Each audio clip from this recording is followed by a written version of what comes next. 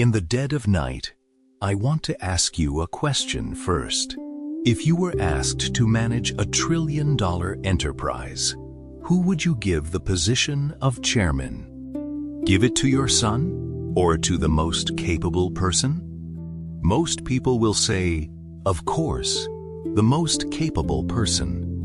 But what if the most capable person is not your relatives, but an ordinary person who comes from poverty, has no background, and even has a messy family relationship? Would you still choose that? The paradox of history is that the Chinese have faced this problem more than 4,000 years ago, and the answers they give are still enough to shock everyone to this day. Many people think that in ancient China, the father passed on the son passed on the grandson, and the power was always in the hands of blood. But the opening chapter of Shang Shu tells an anti-common sense story. China. Yao, one of the greatest leaders in history, refused to give the world to his own son in his later years. Instead, he chose a young man from the bottom. This young man was called Shun. What's more, Shun's growth environment was almost hell-level difficulty. The father was biased. The stepmother was vicious. The younger brother always wanted to kill him. And even the family joined hands to murder many times. But in the end, it was such a person who became the co-owner of the world. Why?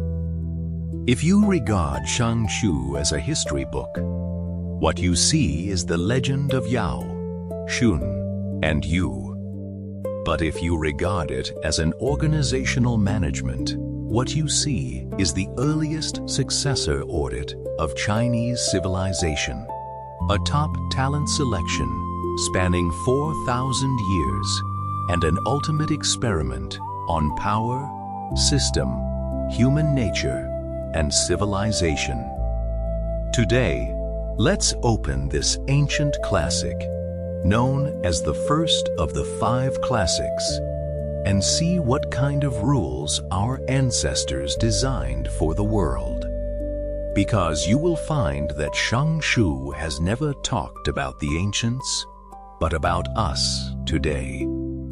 If you ask a Chinese, what book best represents Chinese culture?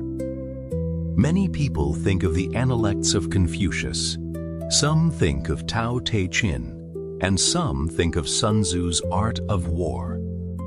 But in the imperial era of the past, in 2000, there was only one answer: Shang Shu.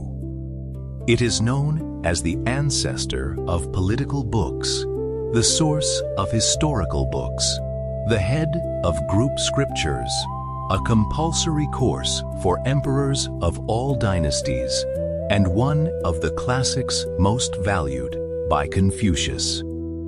Interestingly, however, he is also recognized as one of the most difficult classics to read.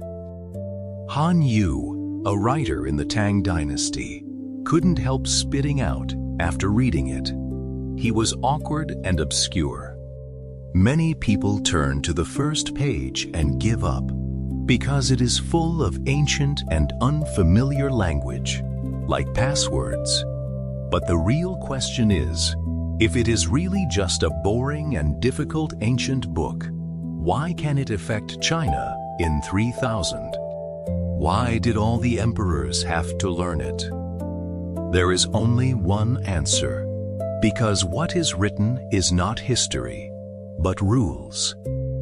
If Chinese civilization is compared to a supercomputer that has been running for 5,000 years, then the Book of Songs is the interface. The Analects of Analects is the instruction manual.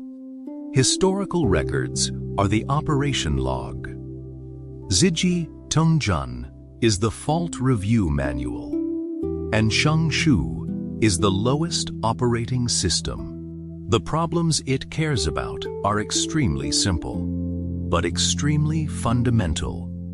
Where does power come from? Who is entitled to hold power? What if power is out of control? How does the organization exist for a long time? How can civilization avoid collapse? You will find that these problems still exist today.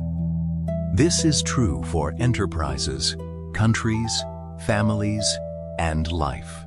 What is really worth thinking about is why some organizations can live for 100 years. Some enterprises can not survive for 10 years. Why some people can continue to grow and some people fall quickly after success.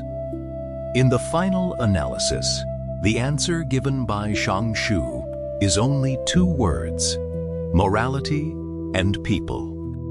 In Shang Shu, power is not a prize, but a responsibility. Rule is not a privilege, but a service. This was almost revolutionary thought 4,000 years ago, because for most of human history, power meant possession, plunder, control. For the first time, Shang Shu proposed that destiny is eternal, but virtue is blessing, which means that God will not always favor anyone, and He only stands on the side of those who have virtue. This sentence later became the most important underlying logic of the entire Chinese political civilization, and it was also the starting point of all the following stories. However, any great theory must pass a reality check. Thus, the most important succession crises in Chinese history began. If Yao is put today, he is probably a successful entrepreneur who started from scratch and built a super empire with stable organization and prosperous society. Everyone admires him. However, the more successful people are, the more afraid they are of taking over the same problem, because starting a business is easier and harder to keep. And what is more difficult than keeping a job is handing over. Many enterprises die, not from competition, but from inheritance. Many dynasties did not die from foreign enemies, but from their successors. History has proven over and over that the biggest risk to an organization is never a market change, but leadership failure. By this time, the kiln was old, and he had to decide who would take over the huge system. Of course, the first thing that the courtiers thought of was his son Danju. After all, this was the most human choice. However, Yao made a decision that shocked everyone and refused. In the above book, Yao's evaluation of Danju is not high, thinking that he is headstrong, likes to fight, and lacks virtue. In other words, neither ability nor character can take on the heavy responsibilities of the world. At this moment, for the first time, Chinese civilization clearly put forward the concept that posts belong to ability, not blood. What many people don't know is that this actually touches the deepest weakness of human nature. Because most people want wealth to be left to children, resources to children, and power to children. But Yao chose to think from the perspective of the whole system. If the world is handed over to an unqualified person, the efforts of the past few decades will be wiped out. So he launched an unprecedented audition for talent, and a name began to appear frequently on the court. Shun, a man from the bottom of society, a man who seems the least likely to succeed, is about to rewrite the fate of the entire civilization. If the line represents the height of a mature leader, then Shun represents how an ordinary person completes self-upgrading in extreme environments. Many people have had such experiences in the workplace. You work hard and you constantly improve yourself, but you find that what really determines your destiny is often not your ability, but your environment. When encountering a bad leader, a team full of internal friction, and a complicated interpersonal relationship, many people's first reaction is to leave and fight back to prove themselves. However, Shun 4,000 years ago told us that the really powerful people did not encounter difficulties, but still maintained their system's stability in the difficulties. Let's go back to that distant era. When Shun was born, there was no prominent family, no strong background, or even a normal family environment. According to Shang Shu, Shun's father was a man who did not distinguish between right and wrong. The stepmother harbors malice towards him, and the younger brother is even more arrogant and willful. This family is almost a negative example of life's growth.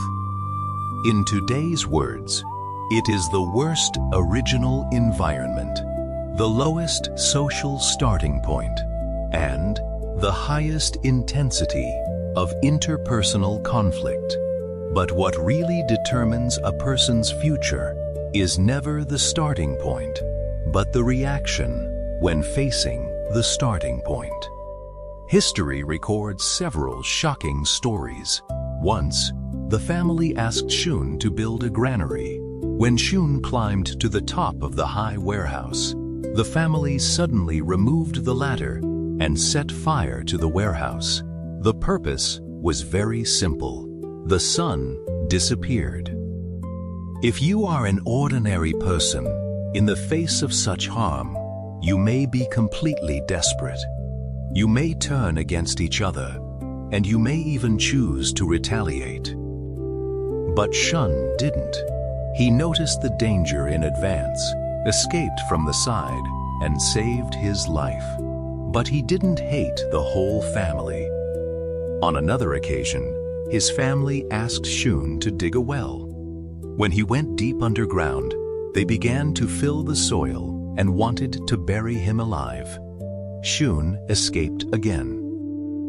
But afterwards, he still assumes family responsibilities, still takes care of his parents, and still maintains basic respect. Many modern people will wonder whether this is a kind of excessive tolerance or a compromise without a bottom line. If you simply understand it, of course, it is not. What Shang Shu really wants to tell us is not to make people endure harm, but how to maintain your judgment in extreme conflicts. Is there no anger, but does not let anger control itself? From the perspective of modern management, what Yao really values is not a smooth smile, but an extremely scarce ability, emotional management ability in a complex environment. Today, many enterprises choose managers to look at only one indicator: business ability, sales champion, technical master, performance first, and then directly promoted to become leaders.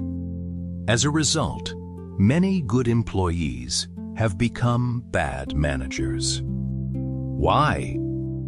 Because the person who solves the problem may not be able to manage the person. Strong personal ability does not mean strong organizational ability. A person who is good in favorable circumstances does not prove that he can bear great pressure. A true leader must be stress-tested in a complex environment. Yao clearly understood this, so instead of immediately appointing Shun, he launched one of the most famous talent tests in Chinese history. This is a Guan Pei Xing plan that has lasted for decades. Today, many enterprises may train successors for 1 year, 2 years, at most, a few years. But the kiln has been used for decades. Because he knows that cultivating a talent is easy to judge whether a person is worthy of trust. The first thing Ji Nanyao did was to marry his 2 daughters, Yi Huang and Ni Ving, to Shun. On the surface, this is a royal marriage, but in fact, it is an in-depth background investigation. Because if you want to know what kind of person a person is when facing intimate relationships, a lot of people are perfect on the outside and polite in the company, but back home is completely different. True character is often hidden when no one is supervising. Therefore, it is not whether Shun has ability or not, but whether the person's bottom personality is stable. As a result, Shun passed aristocratic women such as the Russian Emperor and Nu Ying, and finally accepted his management style. This young man from the folk does not rely on power to subdue others, but relies on personality to influence others. This is the highest state of leadership. It is not to make others fear you, but to make others willing to follow you. Next, Yao gave Shun another real organizational challenge, letting him be responsible for managing government affairs, managing education, receiving princes, and handling complex affairs. This is equivalent to trans-department management, crisis management, and strategy implementation in today's enterprises. Why? Because a leader cannot only solve his own problems, he must be able to solve systematic problems. However, the real ultimate test has not yet begun. Yao sends Shun to a dangerous place where the mountain is standing, the environment is harsh, the beast is infested, and the rainstorm continues. This is an extreme stress test. Because when people are calm, anyone can perform well. But when disaster comes, people's true background will be exposed. According to historical records, Shun entered the mountains and forests, remained calm in the face of harsh environments, did not panic, did not lose his direction, and finally completed the task safely. After 3 years of investigation, Yao finally confirmed that this person could take on the world, but the real greatness was still to come. Yao did not retire immediately. He did not simply hand over the power, but let Shun Xian, regent himself, retreat behind the scenes to observe. This observation lasted for another 28 years, and you will find that this is not like an ordinary personnel appointment, but more like a long corporate succession delivery. Why? Because the most dangerous stage of power transfer is not to announce succession, but whether a newlyweds will change, expand, and forget its original inspiration when facing real rights after succession. The paradox of history is that many people fail not because they are unable to gain power, but because they are unable to control it. The letter told us 4,000 years ago that the people who are really worthy of trust in the world are not the smartest people or the strongest people, but the people who can still maintain stability in the face of great temptation. However, after Shun became the co-leader of the world, new challenges have just begun. Because governing a family is only a small system. Governing a country is the real big system. Next, Chinese civilization will usher in another legendary figure, Deyu, a man who faced the monstrous flood, and changed the entire pattern of Chinese civilization in 13 years. He told later generations that true leaders do not give orders from the highest position, but to stand in the most difficult place when everyone needs it most. If the problem is who is qualified to hold power, then what is bigger than the solution is a more cruel problem. When the whole system is on the verge of collapse, what should a leader do? More than 4,000 years ago, a great crisis occurred in the Yellow River Basin that could change the direction of Chinese civilization. The flood is not an ordinary flood, but a systematic disaster sweeping the world. Mountains and rivers are submerged. The land cannot be cultivated. Tribes are forced to migrate, and the survival foundation of countless people is destroyed. Today, when we look back at this period of history, many people only remember one sentence: Dayu controlled the flood and did not enter the house 3 times. However, if we only understand it as a diligent story, we will underestimate the depth of Shang Shu, because the real greatness of Dayu is not that he endures hardships, but that he has changed the whole governance logic. Before Dayu, his father Gun was in charge of water control. What was Gun's method? 2 words: block. Where water leaks, embankments will be built to block it, and where it floods, the defense line will be raised. This method seems to be very hard, even very much in line with the intuition of ordinary people. The question arises, why did it fail in the end? Because he is not facing a local problem, but a complex system problem. This is the first management wisdom hidden by Shang Shu. Solving system problems can not only suppress superficial phenomena. Today, many companies are the same. The company's performance has declined, and the management's first reaction is to work overtime, increase assessments, and improve indicators. Staff turnover, continue to recruit customers to reduce crazy marketing. It seems that everyone is working hard, but the result is getting worse and worse. Why?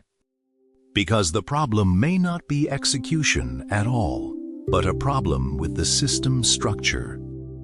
After Dayu took over, he did not continue to copy his father's method.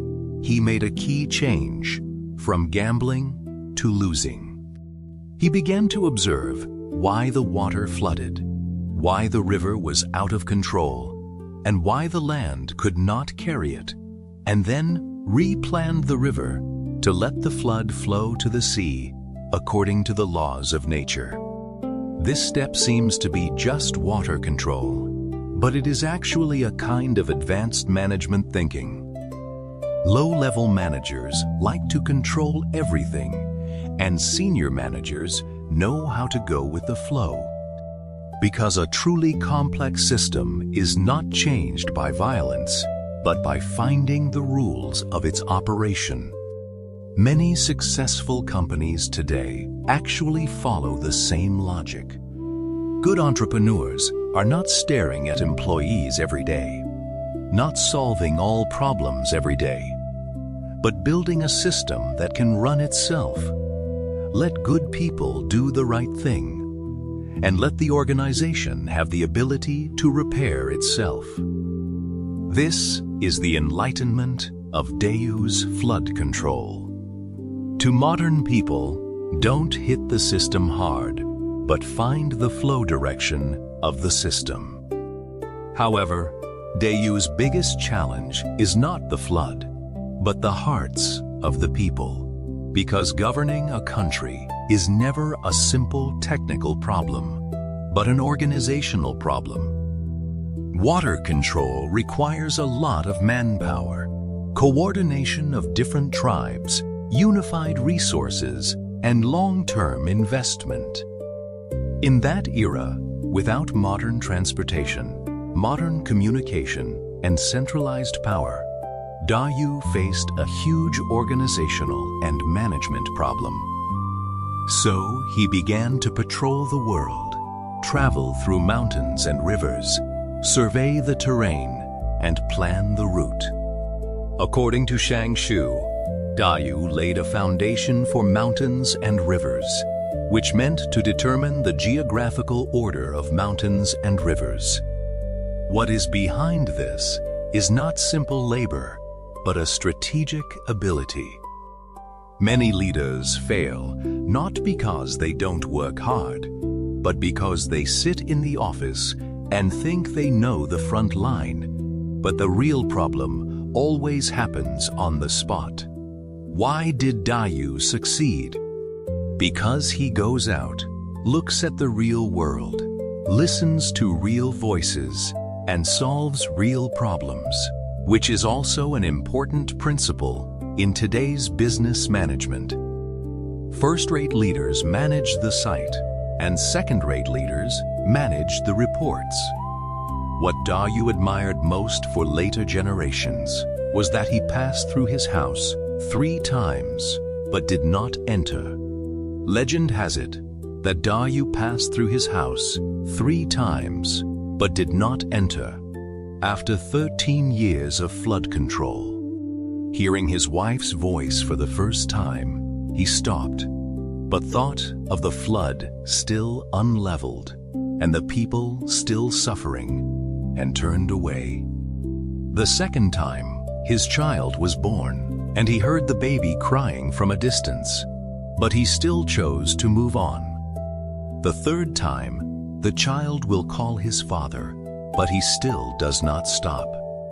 Many people understand this story as too commitment and too hard terrain. But what is really worth thinking about is why a civilization remembers this story over and over again. Because it creates an image of a Chinese leader. Power is not for enjoyment. Responsibility is the reason for the existence of power.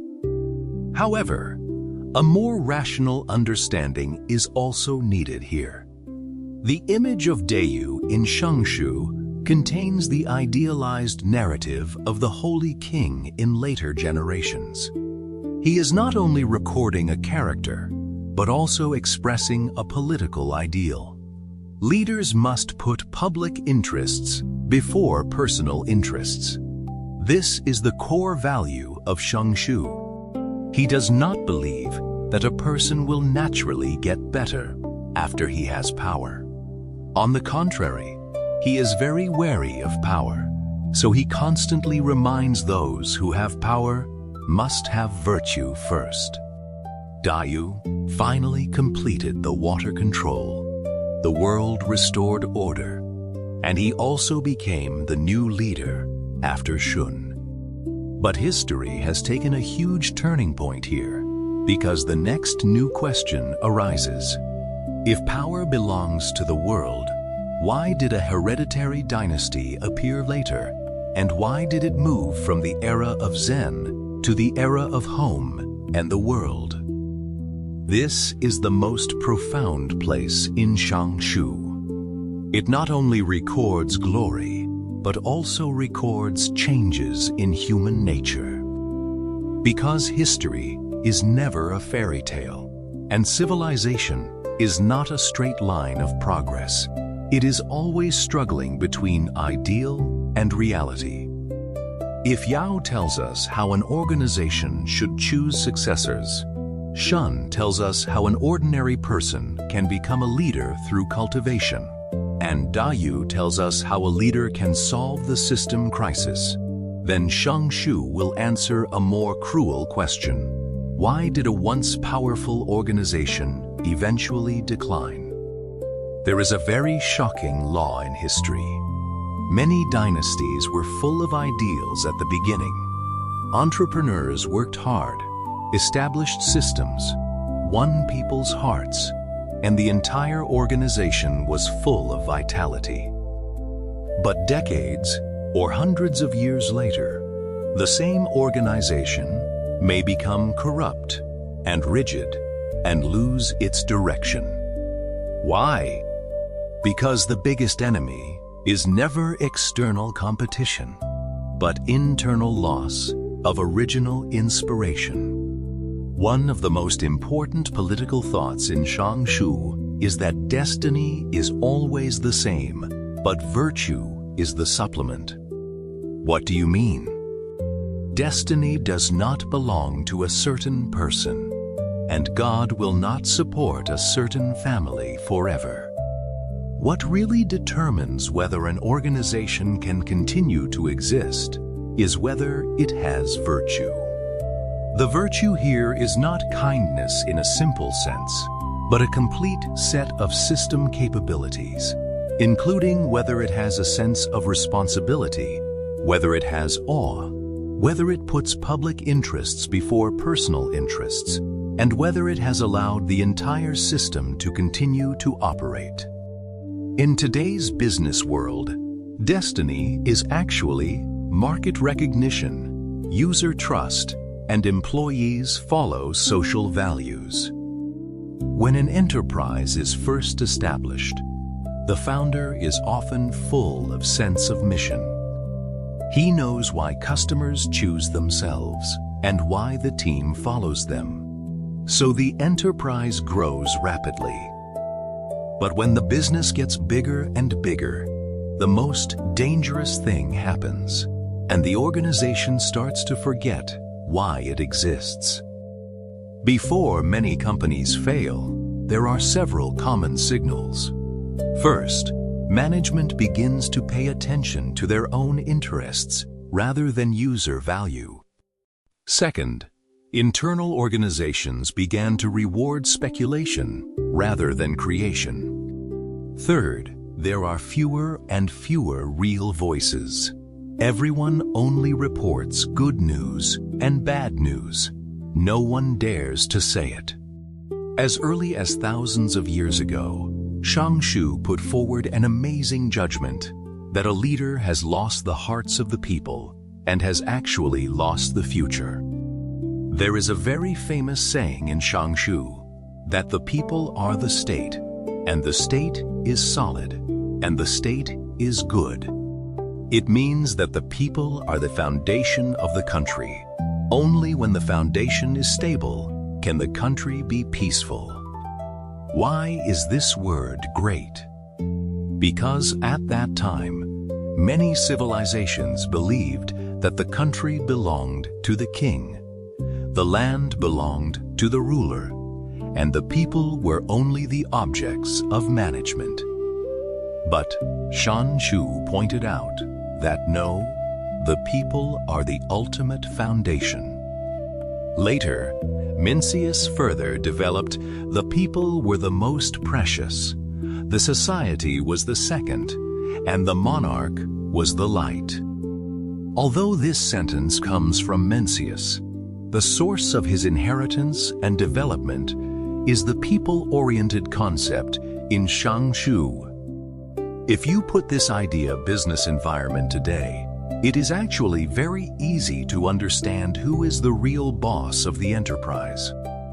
On the surface, shareholders, investors, and the board of directors, but in the long run, it is the customers, the market, and the users that really determine the fate of the enterprise.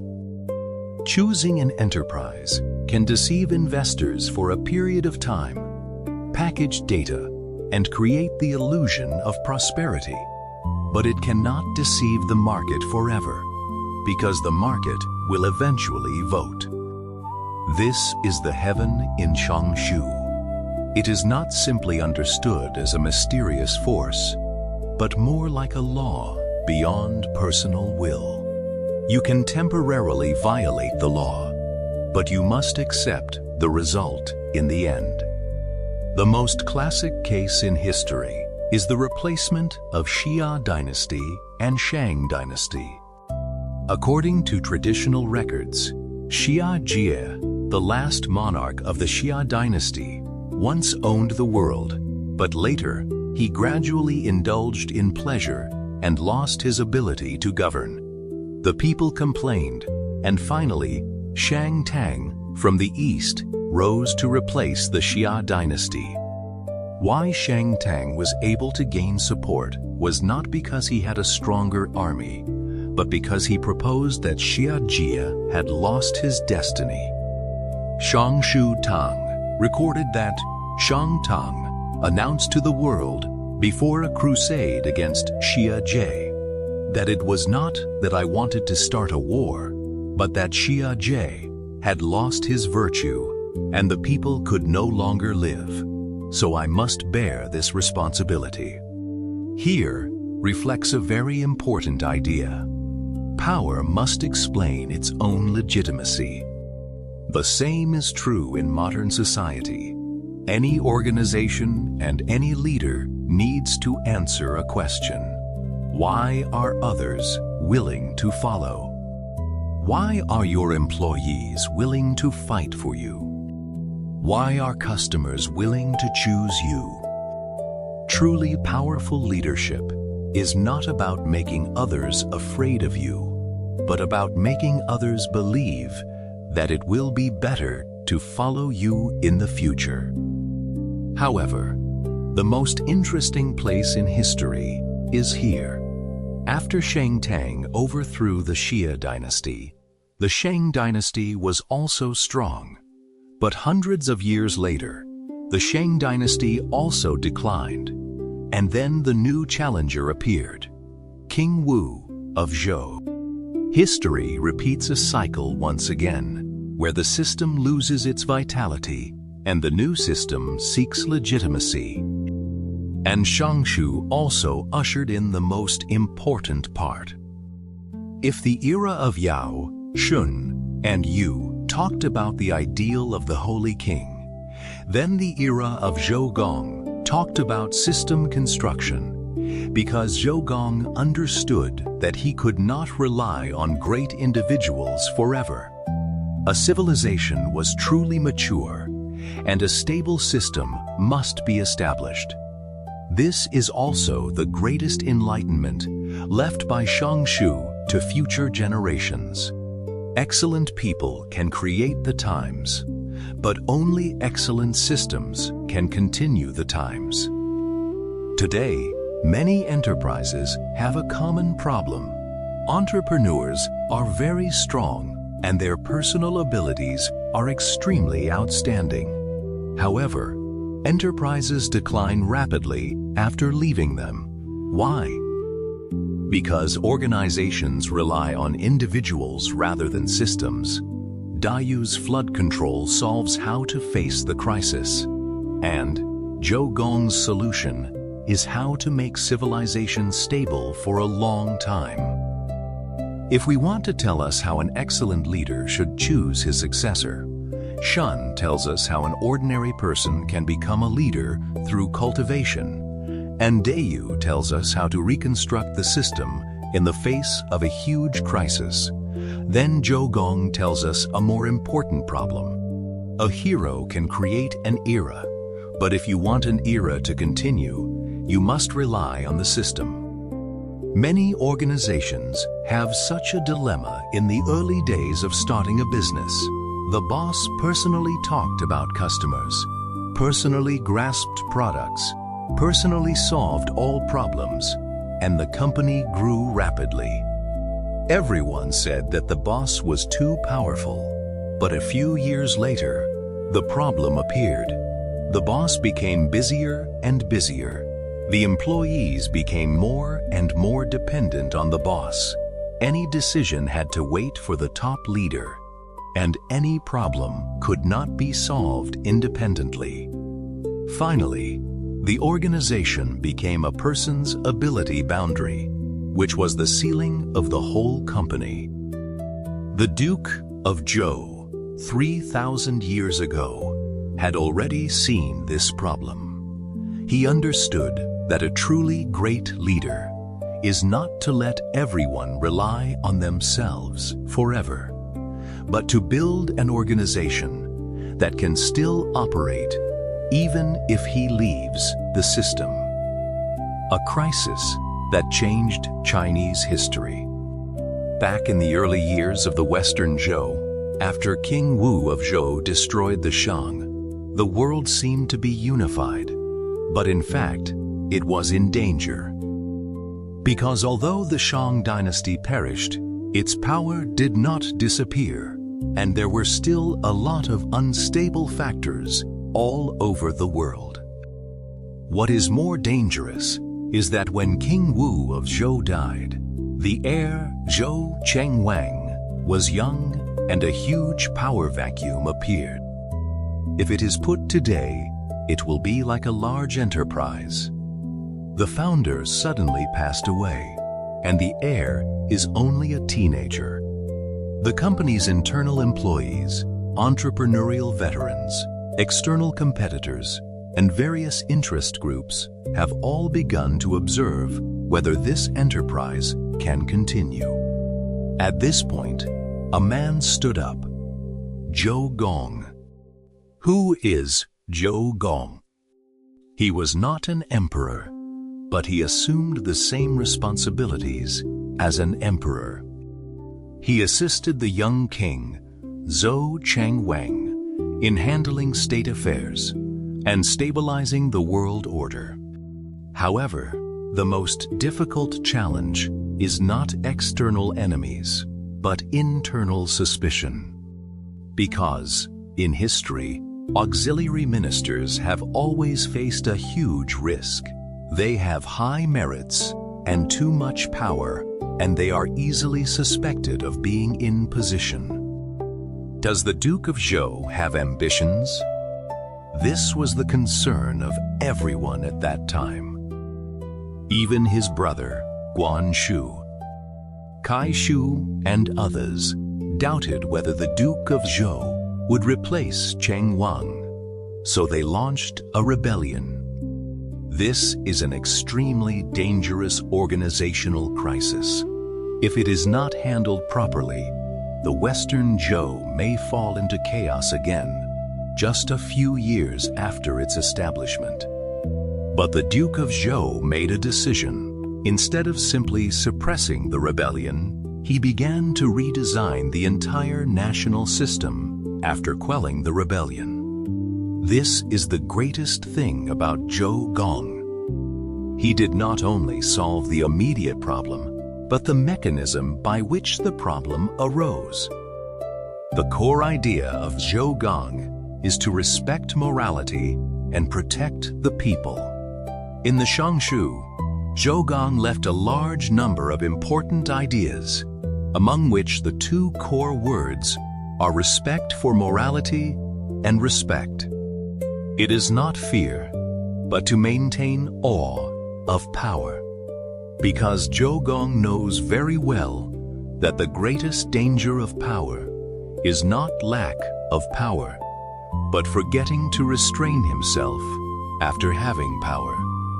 Today, many enterprises fail, not because there are no resources or talents, but after success, leaders begin to lose awe and think that the market cannot be separated from me, employees cannot be separated from me, and customers cannot be separated from me.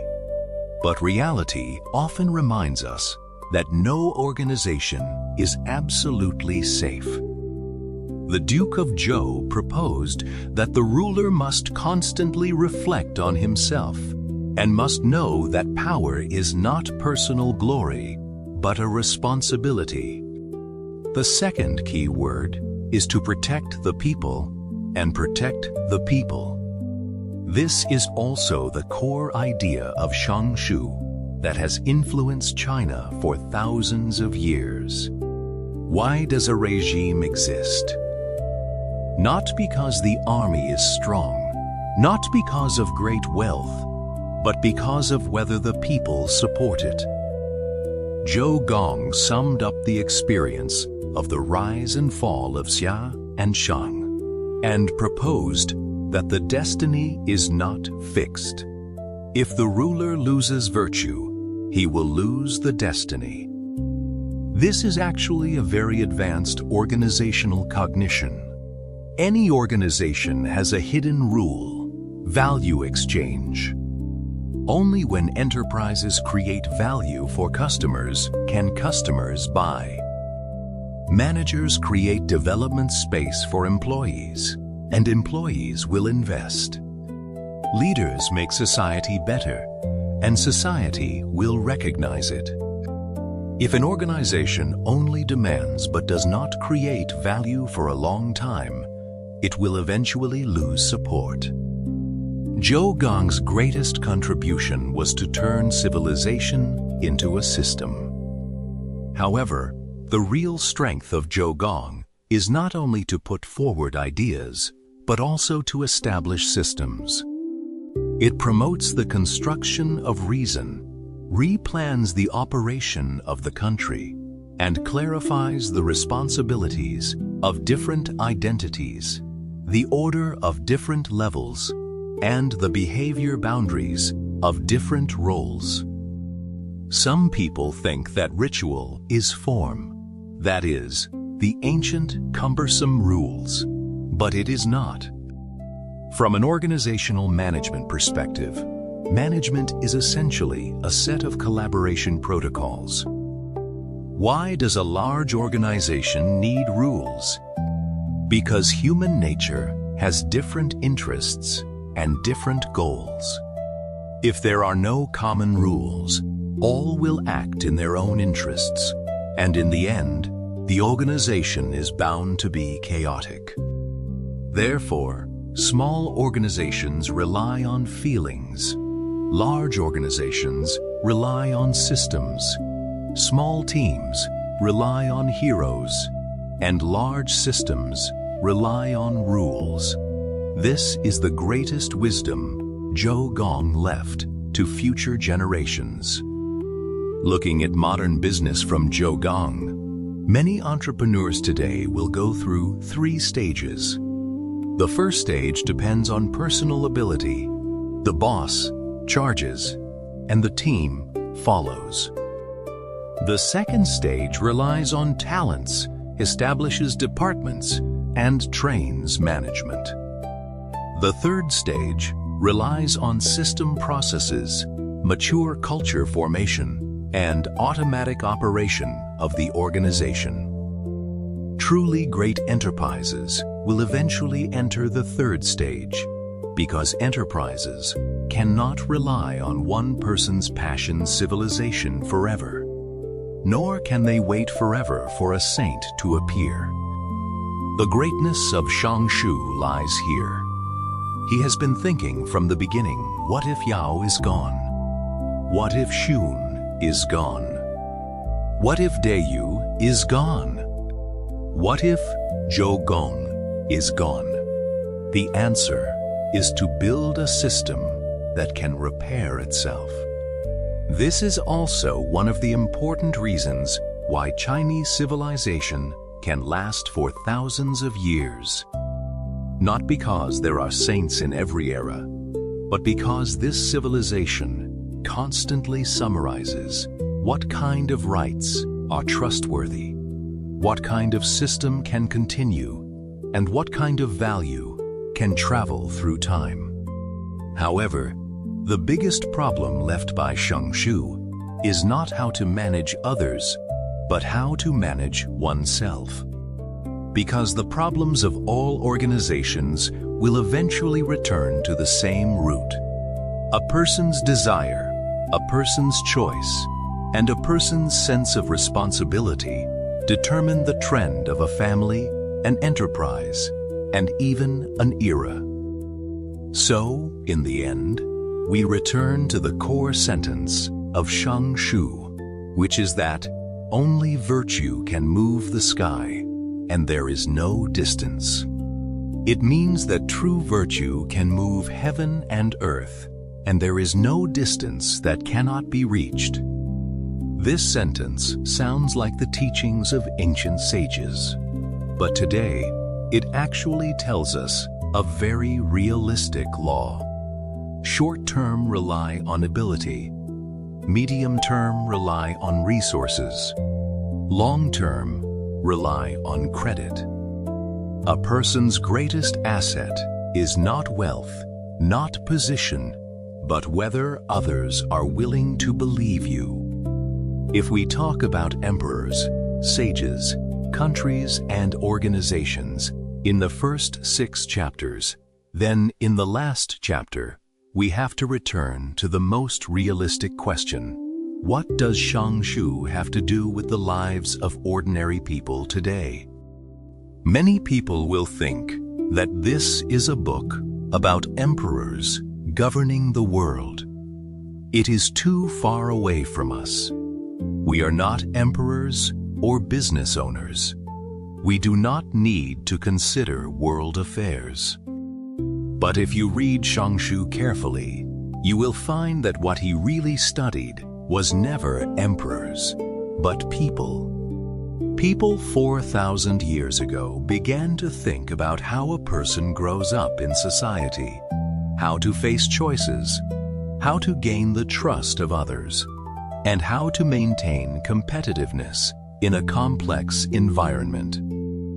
In today's era, many people believe that success depends on ability, education, skills, resources, and relationships. Of course, these are important, but in the long run, a person's scarcest asset is actually credit. Why? Because ability can only solve things. Credit can make others willing to give things to you. Looking back at Shang Shu Yao, why did you choose Shun? Not because Shun is the smartest, not because Shun has the best background, or even because Shun has the most resources. On the contrary, Shun has almost nothing. What does Yao like? It is this person who remains stable under long-term pressure. He did not lose control when others hurt him. He did not give up when others misunderstood him. And he did not change in the face of temptation. This is a person's bottom credit.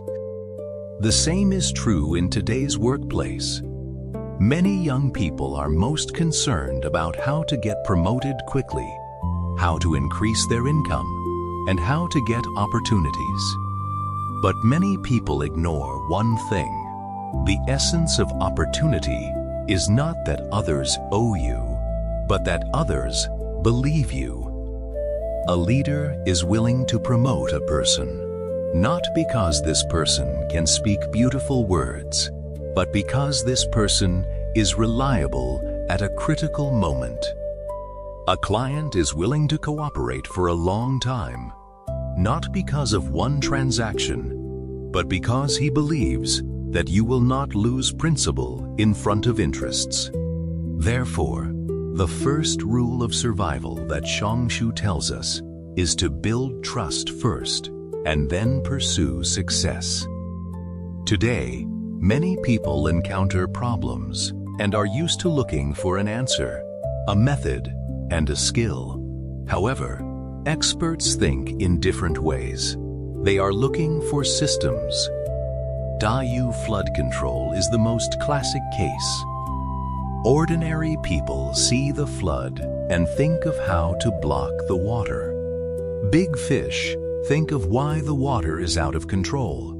What's wrong with the whole system? This is the difference between experts and ordinary people. Ordinary people solve problems, and experts change the structure of problems. The same is true in modern society. An employee's work efficiency is low. Ordinary managers criticize employees, increase assessments, and require overtime. Senior managers study processes, study incentives, study organizational structures, and look for root causes. If a person only solves the immediate problem, he will always be exhausted. But if you start to build systems thinking, life will go to another level. For example, health. Ordinary people take medicine after illness, and experts establish living habits. Wealth. Ordinary people chase a money-making opportunity, and masters build long-term cash flow. Career. Ordinary people looking for a job. Master training, irreplaceable ability. This is the wisdom of Shang Shu. Don't just fix loopholes, build a stronger system. This is the most profound layer in Shang Shu. Many people fail, not because they have no ability, but because they change after success. The failure of an ordinary person may only be a personal problem, but the failure of a person who controls resources affects the entire system. Therefore, Shang Shu repeatedly stressed, why should Jingde respect? Because human nature has a weakness. It is easy to overestimate oneself after possessing strength. People who have just started their own businesses study customers, market, and listen to employees' opinions every day. After the success of the enterprise, I began to think that my judgment was always correct. Others did not understand. The market would not change, and competitors were not important. This was the beginning of danger. Countless failures in history have occurred at this stage, not without opportunities, but without awe. Therefore, a truly mature person is not more and more confident, but more and more sober. He knows that he may be wrong. The market may change, and the environment will always be complicated. This is why the holy kings in Shang Shu all have a common feature: humility. Yao didn't think he was invincible, so he looked for a successor. Shun does not think he is gifted, so he keeps learning. I don't think I have done the most credit, so I continue to govern the world. Truly powerful people always know that they are only part of the times. At this point, we have seen Yao's choice, Shun's growth, language, responsibility, and Zhou Gong's system. However, if all these stories are condensed, there is only one sentence left. Before managing the world, manage yourself first. Because all external problems will eventually return to an internal problem. Why can a person's inner order be able to face a bad family? Because his heart didn't break down. Why can language control water for 13 years? Because his goals outweigh his personal desires. Why was the Duke of Zhou able to hold great power without usurping the throne? Because he knows the boundaries of power. So what Shang Shu really shapes is not an emperor, but a personality model. This kind of personality can be summarized into 4 key words. First, awe, knowing that the world is bigger than oneself. Second, responsibility, knowing the position means taking responsibility. Third, restraint, knowing that desire needs restraint. Fourth, long-termism, knowing that real value takes time to accumulate. Today's era is changing faster and faster, with more and more information, more and more competition, and many people are anxious because they try to control all changes. But Shang Shu tells us that you cannot control the world, but you can build your own system. You can control your own judgment, your own character, your own learning ability, and your own choices. This is the ability to truly cross the cycle. 4,000 years ago, the ancestors on the edge of the Yellow River left a seemingly distant ancient book which recorded Yao's choice, Shun's patience, female responsibility, and Zhou Gong's wisdom. Many years later, when we open Shang Shu again, we will find that he is not talking about the past, but the future. He told us that the greatest enemy of power is not others, but loss of introspection. The greatest enemy of success is not failure, but loss of awe. The greatest competition in life is not to win over others, but to maintain one's own value in a complex world. There is a saying in Shang Shu, but there is no faraway world. True virtue can travel through time, across distance, and influence the future. So today, we read Shang Shu not to go back to 4,000 years ago, but to understand what will not be out of date in this era of rapid change. Wealth will change, positions will change, and circumstances will change. But a person's credit, a person's responsibility, a person's pattern, a person's virtue always determine his height. This is the greatest gift Shang Shu has left today. It is not an ancient history book, but a set of life operating system through 4,000 years. If today's content makes you gain something, welcome to subscribe to the Late Night Reading Hall. Here we read the classics together, travel through history, and look for the wisdom of life that still shines after thousands of years. May you always maintain peace and sobriety in the noisy world. We will see you next time.